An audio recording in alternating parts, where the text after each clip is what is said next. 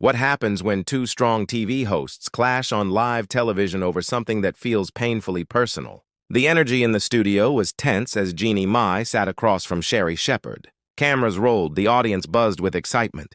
What started as a friendly chat soon turned into one of the most awkward moments daytime TV had ever seen. Before we dive into what really happened, make sure to subscribe and tell me whose side you're on, because you'll definitely have one by the end. It began just like any other interview. Sherri greeted Jeannie warmly, and the two hugged as the audience clapped. They'd known each other for years, both successful, both open about their personal struggles. Their bond seemed genuine, a friendship built on shared experience. Sherri started with light questions about Jeannie's latest projects, her fashion work, and life as a mom. Jeannie answered with energy and humor, the audience laughing along. But then Sherri changed tone. Her voice grew serious as she leaned forward and mentioned Jeannie's recent podcast comments about forgiveness after divorce. Everyone knew Jeannie's divorce had been messy and public. Sherri asked what Jeannie meant when she said some people use forgiveness as a way to avoid accountability. Jeannie's smile faded a bit. She explained calmly that some people demand forgiveness without admitting what they did wrong, wanting to move on without doing the emotional work. She talked about how forgiveness can sometimes be used to manipulate others into silence. The room grew quiet. This wasn't small talk anymore, it was personal. Sherri nodded, but her expression showed tension. She said forgiveness, to her, was about freeing herself, not the other person. She shared her own story about forgiving her ex-husband for her own peace, saying holding on to anger was like drinking poison. Jeannie's tone sharpened slightly.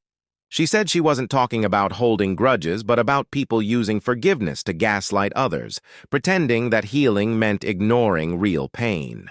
She said not everyone asking for forgiveness deserves it, and boundaries are just as important as grace.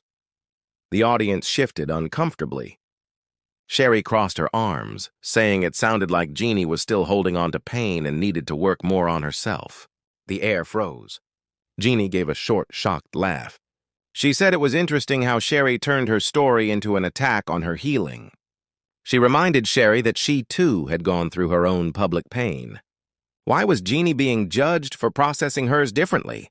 Sherri raised her voice, saying she wasn't attacking her, just being honest as a friend. She said Jeannie was too focused on proving she was right and that true healing meant owning your part in things. The audience gasped. Jeannie sat up straighter, clearly upset. She said Sherri had no right to judge her choices or imply she hadn't grown. Just because Sherri forgave didn't mean everyone had to take that route. She said sometimes choosing peace meant ignoring injustice, and that she refused to do that anymore. Sherri frowned, saying Jeannie was turning this into a gender issue when it was really about maturity. She said playing the victim might win sympathy, but wouldn't bring peace. Jeannie's voice trembled slightly, but stayed firm. She said calling her anger performative was dismissive, that women were often told to calm down when expressing real emotion. Maybe Sherri couldn't face her own anger, Jeannie suggested, because she'd rushed to forgiveness too fast. Sherri looked stunned. She said Jeannie was crossing a line and making things too personal. She reminded Jeannie that she'd invited her on as a friend to share her story, not to attack her on live TV. Jeannie stood suddenly, the audience gasping. She said Sherri was right. This interview needed to end. She hadn't come for a therapy session disguised as an interview. Sherri stayed seated, demanding she sit back down and stop being dramatic.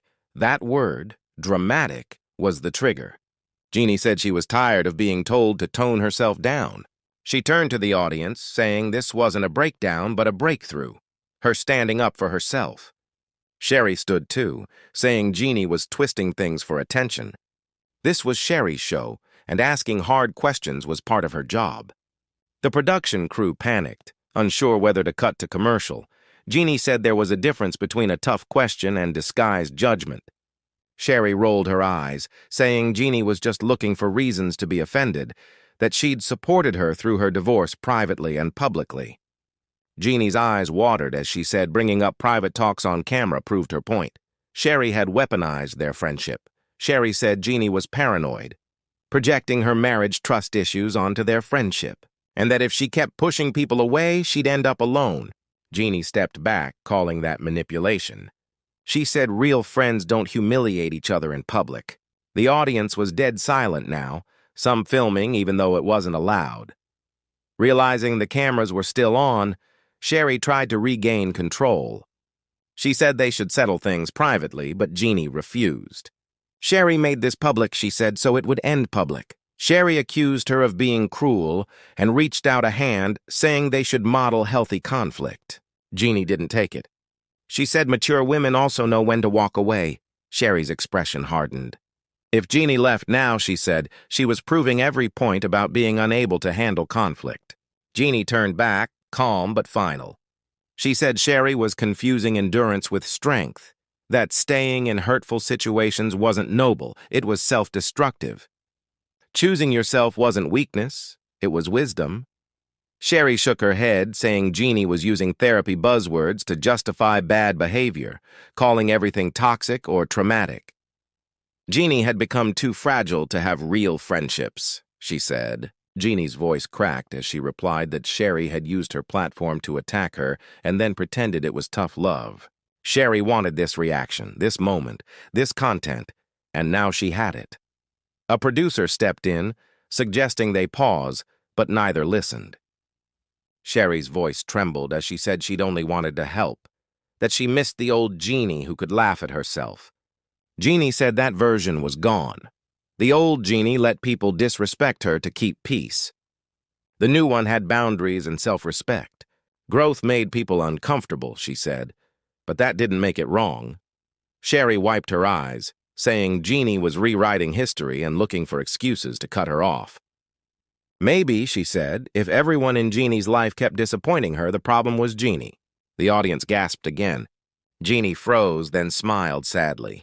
She said she was glad Sherri finally showed her true colors. Yes, she'd cut people off and she wasn't ashamed. Better alone than surrounded by people pretending to care while tearing you down. Sherri opened her mouth, but no words came. She looked lost, realizing what this meant for both their careers and friendship. She quietly apologized, saying she never wanted this. But Jeannie was already walking away. The audience clapped hesitantly, unsure what to do. Sherri stood alone, speechless as the cameras kept rolling. At the door, Jeannie paused and said clearly that she hoped everyone watching learned it's okay to leave, to protect your peace even if others don't understand.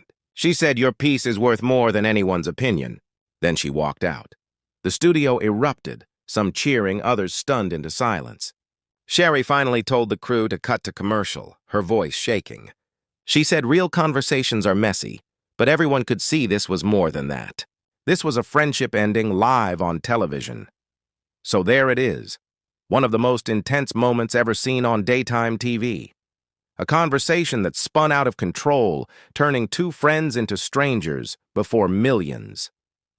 Don't forget to subscribe and tell me below, was Jeannie right to walk away, or should she have stayed and tried to work it out with Sherri?